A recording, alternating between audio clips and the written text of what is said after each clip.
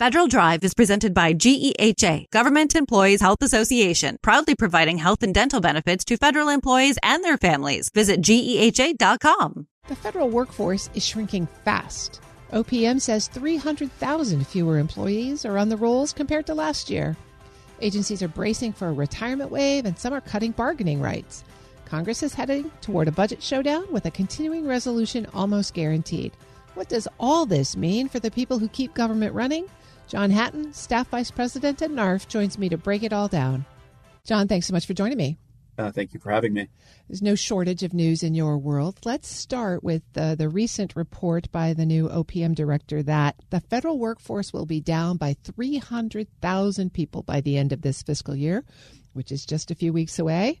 What does that really mean in practice? I think we will have to say, clearly the administration has targeted specific agencies and programs for wholesale cuts, potentially questionable legally in terms of their ability to impound funds and not carry out programs.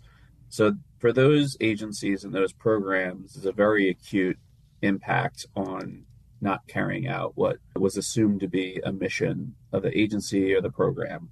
I think when you talk about the larger federal workforce outside of those more targeted areas, it's a lot of remains to be seen in terms of how the agency is going to continue to carry out the mission with less people.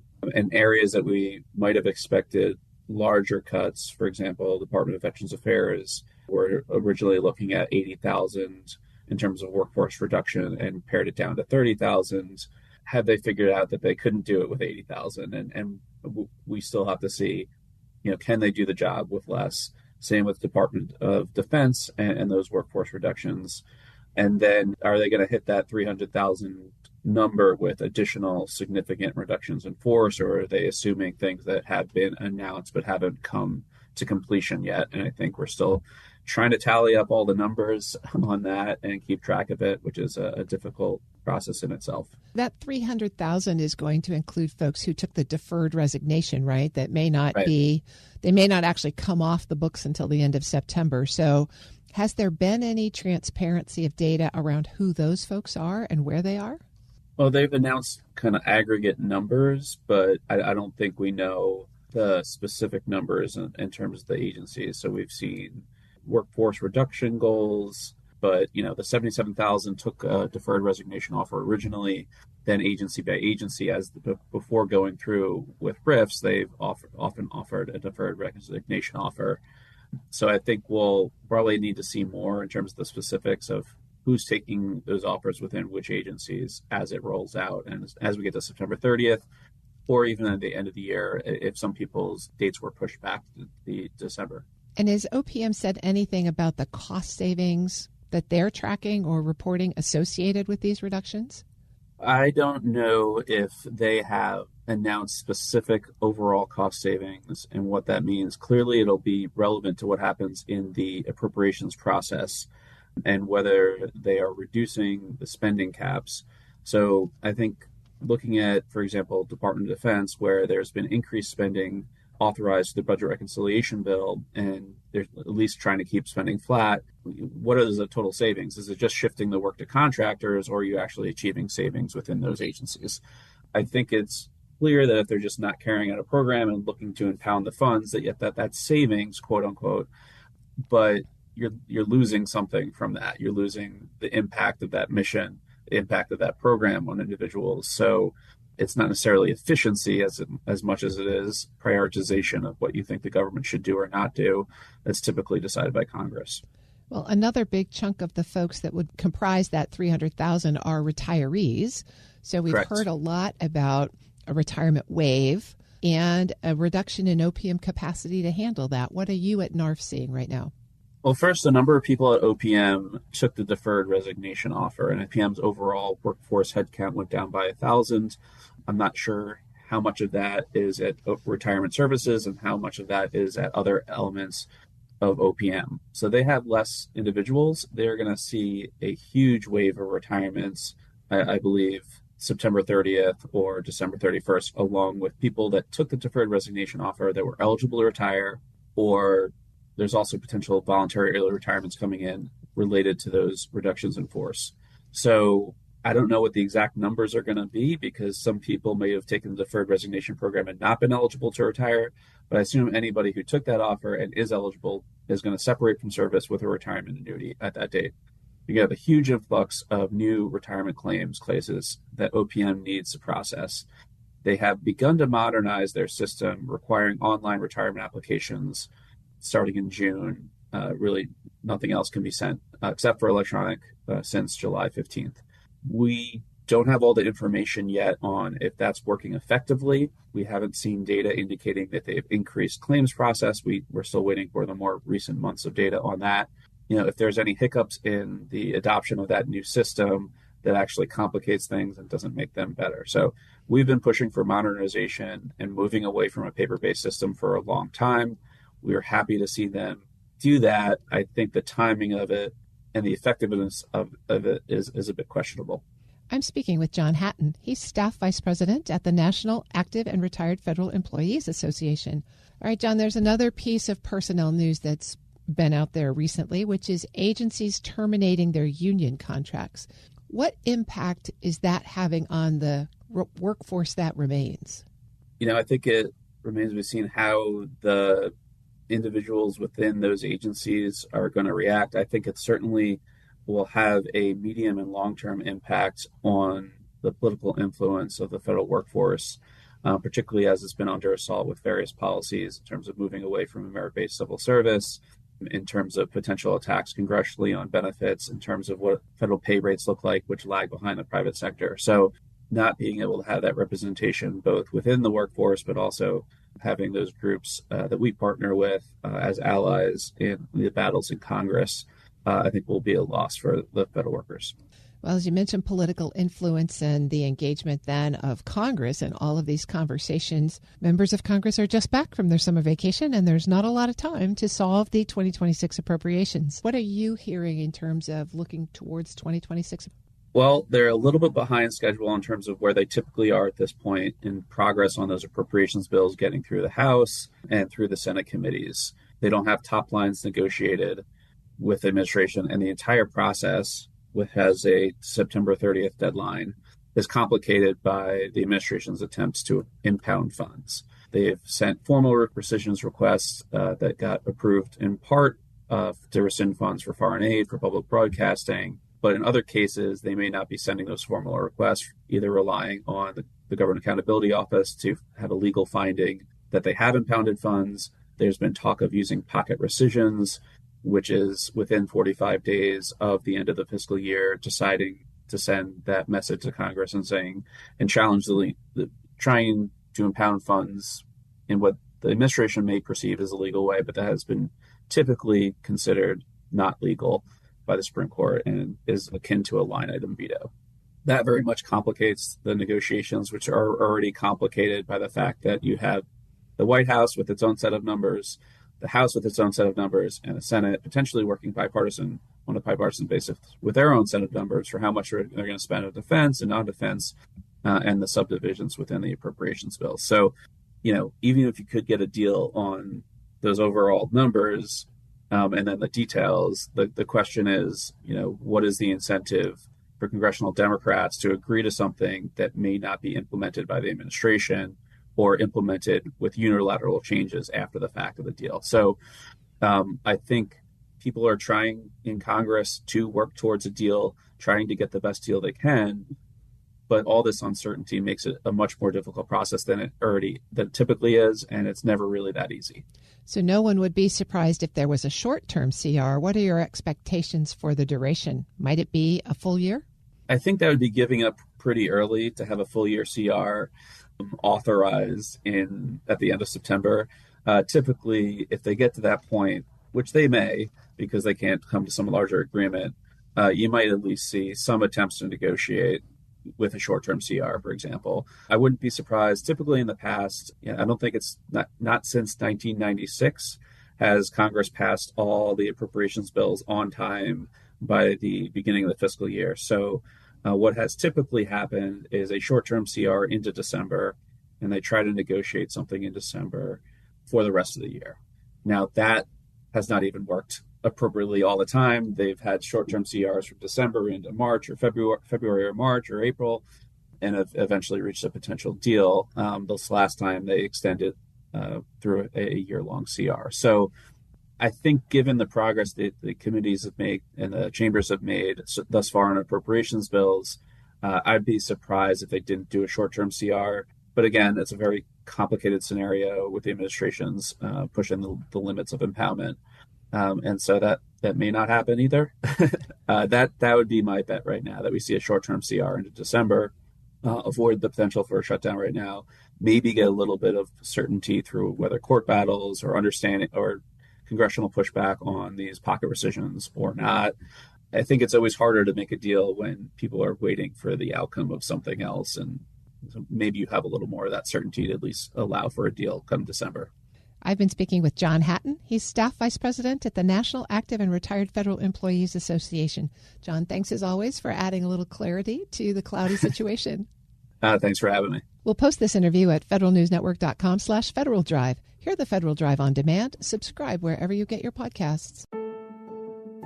What makes a great leader in government?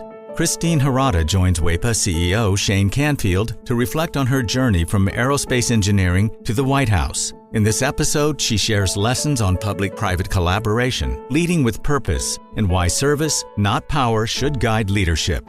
Hello, and welcome to the Lessons in Leadership podcast. I'm your host, Shane Canfield, CEO of WEPA.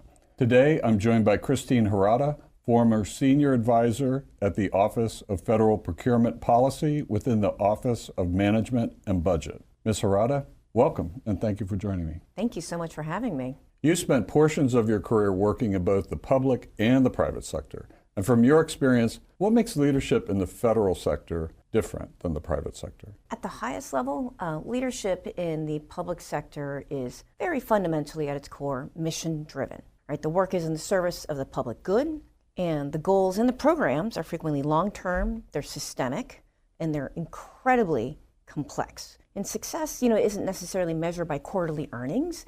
We don't have that kind of drumbeat, but certainly more by the lasting impact that we have on Americans' lives. What's also unique about public sector is, in my view, the profound sense of history that you feel. And I think certainly I was very aware about the work that I was doing and how it builds on the efforts of those who came before me, and that future generations of leaders also depend on the decisions that were being made today. And that, for me, certainly provided a greater weight of responsibility. That's a wonderful answer. And I was in the private sector for much of my career, and now WEPA is a nonprofit, and I really relate to what you said about being mission-driven rather than profit-driven. You've got a long-term view, and always at the core of it is serving others. Yes. Is there a moment that stands out to you from early in your career that influenced your leadership style later on? I started out my career as an aerospace engineer, building satellites in airplanes. And when I first entered the workforce, my organization at the time had 120 people. We were a large company, 120 people, 4 women, and I was the only woman of color. I was also the youngest throughout the entire organization. And so, I remember having an experience when I was doing some engineering work. We had a design review, and I had seen some issues with the flight software that I pointed out. At the time, they're like, maybe it's not really that big of a concern. I was like, but in my heart, I knew that the issue was real and stayed with it. And sure enough, a few weeks later, that topic came up again, and we addressed it. Turns out my concern did indeed prove to be valid. And so it's just one of those experiences that really sank into me around ensuring that I am listening to everybody, period, end of story, within the organization, really thinking through about how do we take into consideration opinions from all different spectra. As a third-generation Japanese American, right, I was raised to be humble, keep your head down, and work hard, etc. But at times, leadership also requires you to speak up, do so politely, with courage, etc. Even though you may be the only voice in your room, but certainly trust your voice. It also really helped shape my belief around diversity. DEI programs right now are viewed in a negative light. We're all mosaics, and they become better because you have those different experiences. And that's really stayed with me throughout the entirety of my career. The diversity issue is a really big one coming from the insurance industry. That's an industry which is working on that. It's really a diversity of viewpoint and perspective and experiences that does influence your business, and more diverse employee bases absolutely helps. Was there a time in your federal career, perhaps when you were at OMB, that you faced what you consider a real challenge, and how did you overcome it? One moment that really stands out in particular was when I was serving as the Federal Chief Sustainability Officer during the Obama administration. You know, we had set, like many administrations, had set some really ambitious goals, very, very, very ambitious goals around how do we think about making the federal government's operations much more sustainable. You know, but the challenge wasn't so much about the scale or the technical capacity of the organization. A lot of it was really centered around the funding. We overcame this largely by being very strategic, helping out with blocking and tackling with the variety of legal issues or legal questions that might have come up, like how do we address this? Certainly in the federal government, you're more often leading through influence as opposed to pure form authority, and that you really need to listen deeply, communicate clearly with folks, building out those coalitions and, you know, engaging with your stakeholders. And I know many folks in government speak like that, but that is the truth. As someone who's spent time in both the federal and the private sectors, what makes the relationship between the two sectors important? Certainly, you know, it's an absolutely essential partnership, and I would add on to that, like nonprofits or philanthropic organizations. As I mentioned before, I'm Japanese American, and in Japan there's a symbol for thunder, which looks like 3 arrows pointing, you know, around each other in a circular pattern, kind of to represent the swirl, if you will, of clouds. And that's kind of how I view the relationship between the government, the private sector, and the nonprofit sector. The government frequently sets the vision, the policy, the direction, but of course it's the private sector that brings the capital, the innovation, the skill set, the capabilities, et cetera, to be able to execute. Partnering with that, of course, are the nonprofits who may be supporting the surrounding society. Public-private collaboration is not just about contracts or compliance, but it's also about figuring out what's your shared purpose. That's when real transformation can and does actually happen. In life insurance, there's a concept, lifetime value, where bringing a new insured in costs a lot more money than the amount of premium. And so when you talk to commercial carriers, it's a similar kind of thing. You need to bring them into the concept that they're going to be with us 20 years, and after 5 years, you can ride through that. But it's a concept that isn't easy for commercial businesses to understand. You know, that's a partnership too. Very, very similar. What advice would you give to somebody aspiring to become a leader in government? There are 3 things, right? So firstly, around leadership in government, you want to make sure that you're leading with purpose. You want to stay grounded in your values, and don't underestimate the power of relationships. Remember why you entered public service in the first place, and that'll help carry you through some of the inevitable challenges that you're going to face. Making sure that you are also investing in relationships. In government, you rarely have full control, and I think this is, in my view, more important in government than perhaps in the private sector. You know, you are frequently leading through influence. You are collaborating with very different parties who frequently have very different agendas than you do. And so building that trust, investing in building that trust and planting those seeds earlier and along the way in your career, I think is absolutely critical. And certainly last but not least, I would say, you know, don't feel that you have to have it all figured out on day one. You know, absolutely stay open to the unexpected, say yes to the opportunities that stretch you, and know that you can lead from wherever you are. It's not just about position or hierarchy, it's about the impact that you can have. What wonderful advice, especially in today's world, which is a little topsy-turvy. Who is one person, someone you know personally, or perhaps someone well-known, that's impacted your leadership style? The leaders that particularly stand out for me are Colin Powell, a woman named Carla Harris, who was a managing director in investment banking, and then last but not least would be my father. Starting with perhaps the more famous one, Colin Powell. I read his biography, loved his perspectives and the rules of leadership that have been particularly influential for me, right? So get mad, then get over it. Share the credit. Perpetual optimism, a force multiplier, you know, things of that nature. And hearing his story was certainly very inspirational for me. And so I certainly very much look up to him and as a role model. The second person that I mentioned is a woman named Carla Harris. She's an African-American woman, became a managing director at an investment bank in the 80s, at a time when there were not that many women of color in investment banking in New York. And so she's published a book called Her Pearls of Wisdom. It's one of her trademarks. She always wore a pearl necklace, and she has pearls of wisdom around how can you be authentic and build relationships to be successful in super challenging environments. And she had a lot of guidance on the importance of finding sponsors and mentors.